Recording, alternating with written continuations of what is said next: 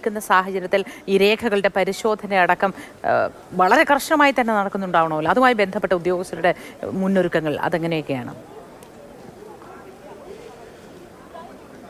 തീർച്ചയായും മോത്തി വളരെ കർശനമായ പരിശോധന അതുമായി ബന്ധപ്പെട്ട് നടക്കുന്നുണ്ട്. കാരണം ഇന്നലെ തന്നെ ഈ മഹാസഖ്യം അവരുടെ വോട്ടർമാരോ അവരുടെ ബൂത്ത് ഏജന്റുമാരോടൊക്കെ വരുന്ന ഓരോ വോട്ടറെയും കൃത്യമായി തന്നെ പരിശോധന വേണം. കാരണം ഒന്നിലധികം വോട്ട് ഒരു മേഖലയിൽ ഉണ്ടാകാൻ വേണ്ടി പാടില്ല എന്ന ഒരു നിലപാടൊക്കെ അവർ വ്യക്തമാക്കിയിരുന്നു. ഇന്ന് നമ്മൾ രാവിലെ നിൽക്കുന്ന ഈ VIP മണ്ഡലത്തിലെ പോളിംഗ് ബൂത്തിൽ തന്നെ രാവിലെ ചില വോട്ടർമാർ എത്തി അവർക്ക് വോട്ട് രേഖപ്പെടുത്താൻ വേണ്ടി കഴിയാതെ പോയ സാഹചര്യമൊക്കെ ഉണ്ട്. वोट डाल नहीं सकता ना? बिल्कुल नहीं डाल सकते, कहते पर्ची में आपका नाम ही नहीं, ये सारा चीज है।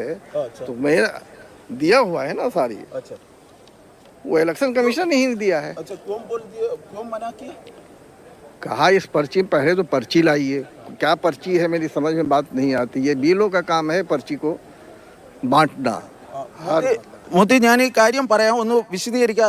അതായത് ഇന്ന് രാവിലെ ഈ ബൂത്തിൽ വോട്ട് രേഖപ്പെടുത്താൻ വേണ്ടി വന്ന വ്യക്തിയാണ്. അദ്ദേഹത്തിൻ്റെ കയ്യിൽ ഈ തിരിച്ചറിയൽ കാർഡ് ഉൾപ്പെടെ ഉണ്ട്. അദ്ദേഹത്തിനും ഭാര്യയും ഉണ്ട്. പക്ഷേ ഈ രണ്ടു പേർക്കും വോട്ട് രേഖപ്പെടുത്താൻ വേണ്ടി കഴിഞ്ഞിട്ടില്ല.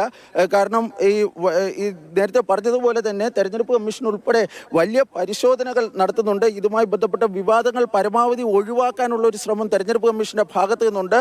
ഈ മഹാസഖ്യത്തിലെ ബൂത്ത് ഏജന്റുമാർ ഓരോ വോട്ടർമാരെയും കൃത്യമായി തന്നെ പരിശോധിക്കുന്നുണ്ട്. കാരണം ഇരട്ട വോട്ട് ഉണ്ടാകാൻ വേണ്ടി പാടില്ല, ഒരു കാരണവശാലും ഈ വോട്ട് ചോരിയോ തെരഞ്ഞെടുപ്പ് അട്ടിമറിയോ ഉണ്ടാകാൻ വേണ്ടി പാടില്ല എന്നൊരു നിലപാട് അവരെ സംബന്ധിച്ചിടത്തോളം ഉണ്ട്. അതുകൊണ്ട് എല്ലാ മുൻകരുതലുകളും ആ മേഖലകളിൽ ഈ മഹാസഖ്യത്തിൻ്റെ ഈ ബൂത്ത് ഏജന്റുമാരൊക്കെ നടത്തുന്നുണ്ട്.